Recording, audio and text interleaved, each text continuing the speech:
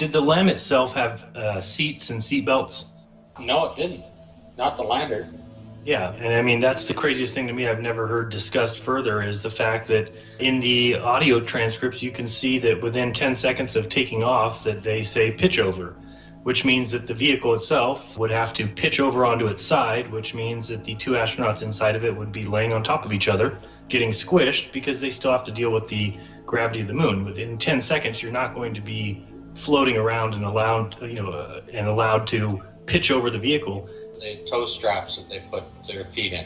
They just had a toe strap that they put their boot into, and he's wandering around like that trying to operate a joystick. Yeah, right. I've read everything on the lander and the operation manuals and stuff like that. If you have a full computer failure, you can't land that thing manually. You do not have control of the gimbal exhaust. All you have is throttle control to accelerate it and your little side thrusters on there. The only option you have if you have a computer failure is abort and get rid of the descent part of it, but you don't have control of the descent engine. You can give it a little extra throttle to slow down the descent. The computer is supposed to control the descent and keep the attitude to keep it vertical. And it's 14-mile-an-hour lateral movement, so it doesn't go rolling all over the place when it hits the ground. Yeah, that's right. We all got that figured.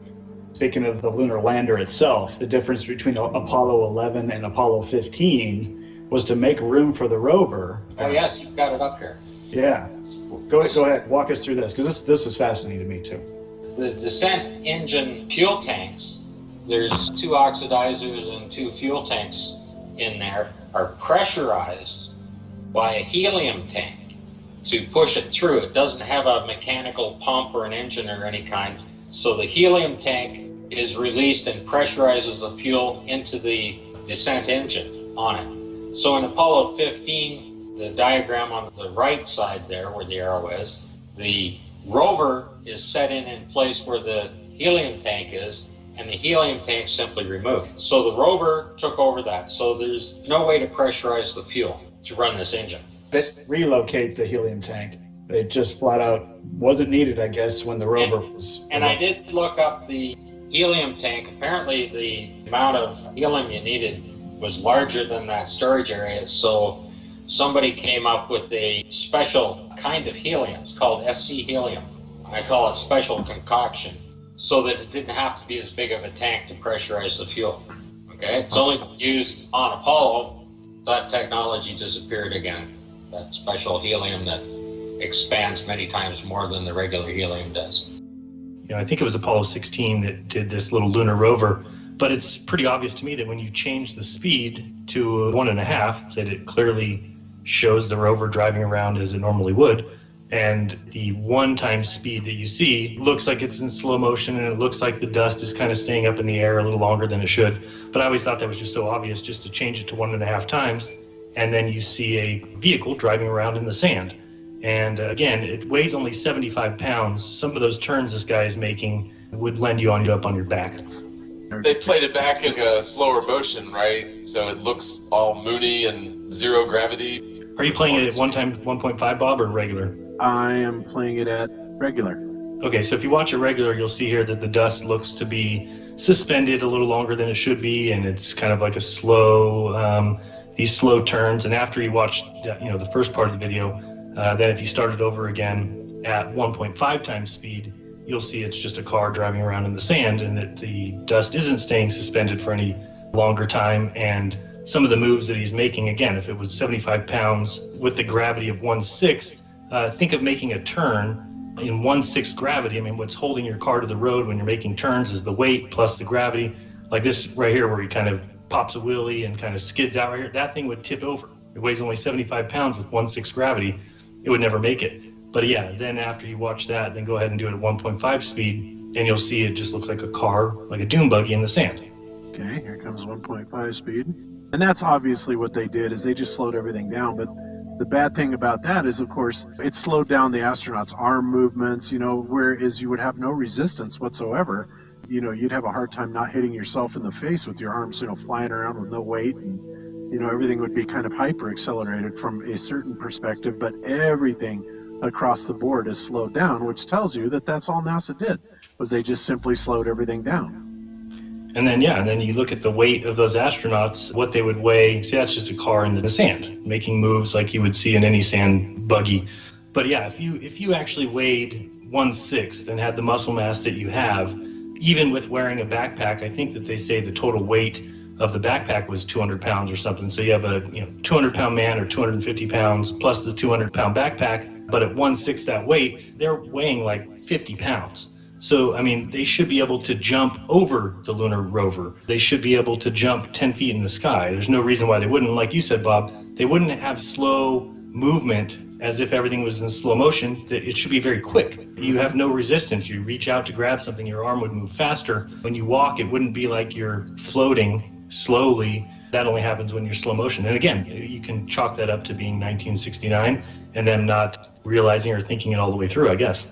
Yeah, that's the thing, because they could never think of everything all the way through, right? Because it's a deception. So they can do their best. They had a good budget and maybe a decade from the time that JFK made the announcement, but it seems like they were gearing people up for the whole space age, at least subliminally, for decades prior to any of that. But yeah, it's one of those things where you can't anticipate everything that people are going to do, especially not with this resurgence of looking at everything that NASA's ever done with more scrutiny than ever, that we're just finding more and more stuff all the time where NASA's clearly faking it. But again, it is because, they do a pretty good job with the deception, sometimes not so good either. But yeah, they can't think of everything that far ahead, so eventually they're going to get caught, just like any other liar. But instead of owning up to it, any government agency, military agency, or corporation, they're not going to own up to it. They're not going to apologize. They're going to keep lying. Just like, I don't know if you guys heard about this, but the other day I saw an article about this power plant in New Orleans called Entergy. And they were basically caught paying actors to go and basically cheerlead for the power company at a city council meeting. And they were actually turning regular, legitimate citizens away from the same city council meeting. And so they got caught, and the corporation Entergy, instead of owning up to it or admitting it or anything, said, oh, well, it was our subcontractor, and we're going to fire them. So basically, yeah, we're no culpability at all. And that's just what you see with these corporations and military entities and, entities like NASA, where even when you catch them lying, they just keep on lying and, patch it over. It's just ridiculous that people still believe them at all. But they've got the multimedia machine on their side, I suppose. Yeah, they do. And Jaron, I think this video actually is more realistic at 2x speed. They're just slowing it down by 50%. So when you go to double, yeah, I thought so too. Very, very obvious stuff. We got some comments that were like, hey, I've been looking at these moon photos and videos or whatever for many years, and I've never seen that before. And this Apollo 16 ascent stage, yeah, that one right there, they're shipwrecked. I just thought this one was really fascinating in looking at what happened when they start about a minute 13 in and start watching these panels. And I do it a couple of times where I slow it down and kind of magnify it. And you can see that when these explosive bolts, were triggered to launch this thing, and then it's supposed to, fly off into space, that the explosion blew these panels off, or partially blew them off. And you can see the side of the spacecraft there just kind of rippling, what looks like, to me, it looked like fabric, just kind of rippling in the wind, and what that would mean. And then you go back and look at the transcript and listen to the audio, and neither NASA nor the astronauts mention any anomalies. Right. Well, the fact that anything would be rippling in the wind would be a bit of a point of contention, wouldn't it? Yeah. Well, I don't think it was supposed to be in the wind, but I mean, as a concussion type of ripple I assume that's what you're describing, right, Paul? Yep. And then to kind of carry that further, then when you compare the Apollo 16 photo with Apollo 17, and you go a little bit further on the video, you can see that these four panels that were affected by this explosion, it looks like the Apollo 17, that those four panels, it's just those four panels have been erased. In the video here you're seeing shows what's behind those panels. It wasn't just a bunch of empty space. I mean, looks like some pretty critical stuff there that was subject to this, this explosion that's blowing this off. You want to stop it right there. That's where, if you're comparing these two images, Apollo 16 on the left before the explosion, and then look at Apollo 17, it was those four panels that were affected, and now they're a different color. Yeah. This is how they fixed it before the next mission shoot. Over. Pitch over's on time. Roger, we solve it, though.